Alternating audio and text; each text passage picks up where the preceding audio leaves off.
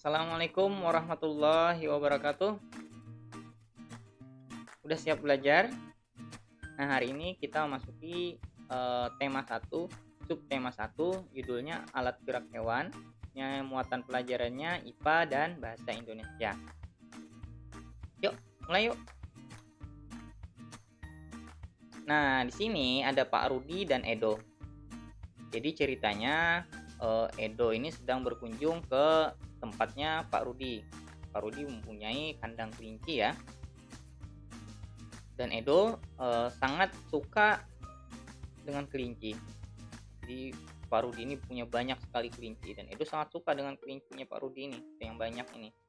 Dan ketika Edo perhatikan, Edo melihat kelinci yang melompat-lompat dan gerakannya sangat gesit.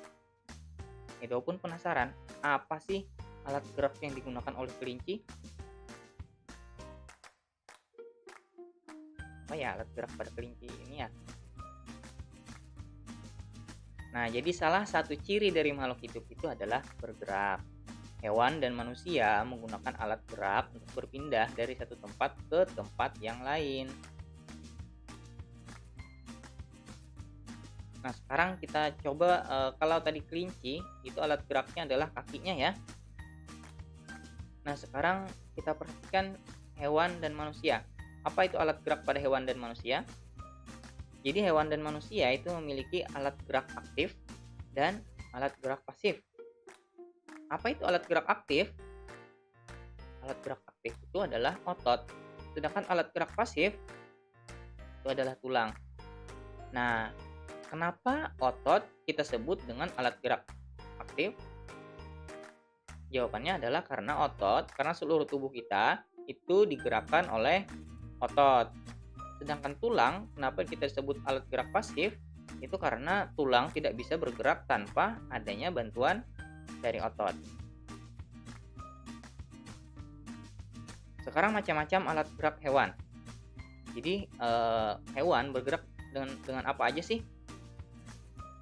Oke, ada hewan yang bergerak menggunakan kaki, ada yang menggunakan sayap, ada yang menggunakan sirip, dan ada pula yang menggunakan otot perut. Hewan yang bergerak menggunakan kaki, hewan apa? Iya, contohnya ada kuda ya. Ada kuda, selain kuda ada banyak lagi. Ada kambing, sapi, kelinci tadi ya juga. Kemudian ada kucing ya dan lain-lain. Sekarang hewan yang bergerak atau berpindah tempat menggunakan sayap apa ya?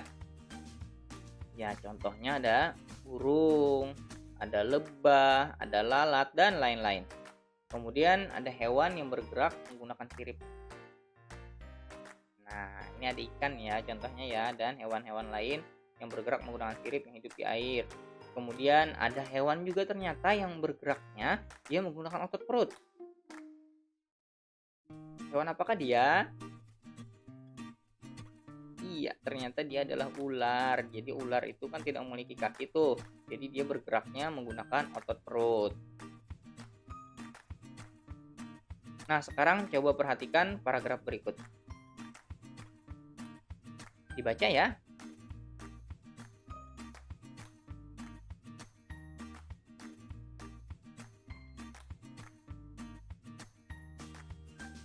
Salah satu ciri dari makhluk hidup adalah bergerak.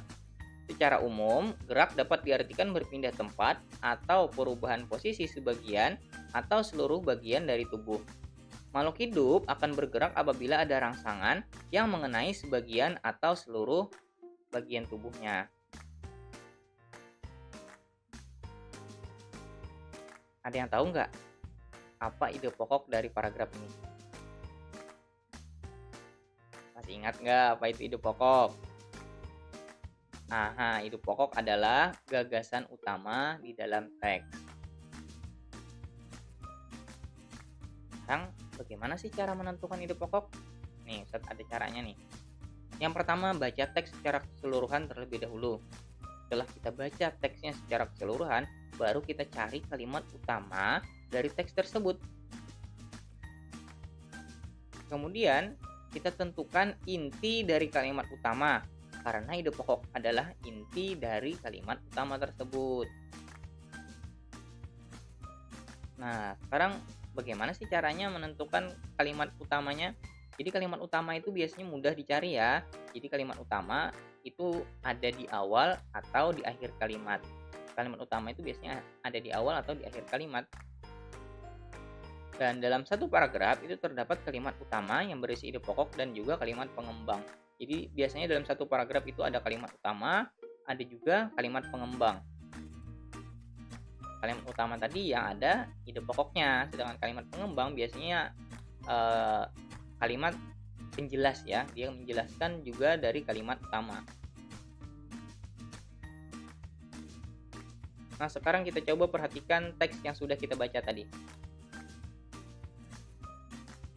Dari paragraf ini, setelah kita baca dengan seksama, kita tentukan yang mana kalimat utamanya. Tadi kalimat utama sudah kita tahu ya, letaknya di awal atau di akhir kalimat.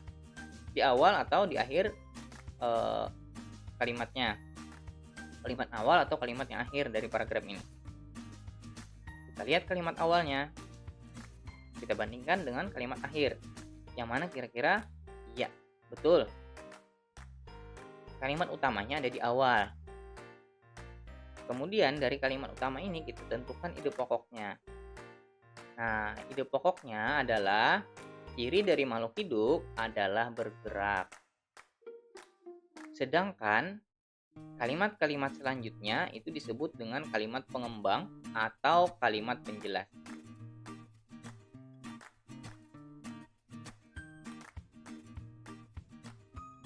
Oke, mungkin itu dulu yang dapat Ustaz sampaikan. Semoga apa yang Ustaz sampaikan dapat dipahami dan menjadi ilmu yang bermanfaat. Ustaz akhiri, Assalamualaikum warahmatullahi wabarakatuh. Dadah.